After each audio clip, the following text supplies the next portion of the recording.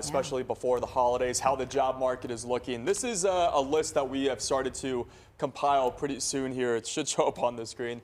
Do hope that it does. There it is. Here we go. Okay, so UPS, we have learned, laying off 48,000 workers. That is what the biggest layoff that we have seen so far. Amazon, 14,000. That has to do with AI. Microsoft, 6,000. Target, 1,800.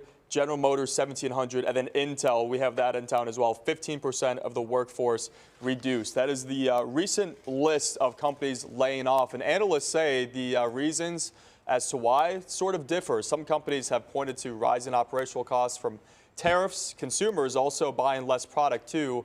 Artificial intelligence is another catalyst for job cuts nationwide. We wanted to know how the job market is looking here in Arizona. We spoke with market analyst Fletcher Wilcox.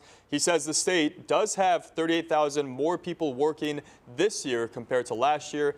He is optimistic about the state of the economy here in Arizona.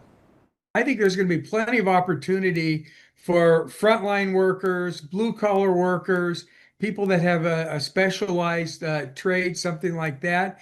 And what we're really seeing is the biggest growth year over year is in healthcare. Of companies and the reasons why on azfamily.com. And I believe we're going to pull up a website here that's going to show some local layoffs.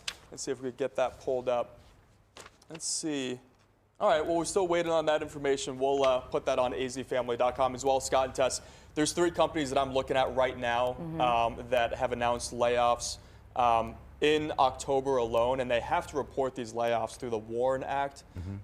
So in total, around 363 jobs spread across 3 different companies here in Arizona. So again, no one's immune to this change in economic climate, and of course, you know, AI is playing a big role. Yeah, that is true. All right. And we know it's a tough time as we move into the sure holidays. is. All right, David, thank you. Thanks.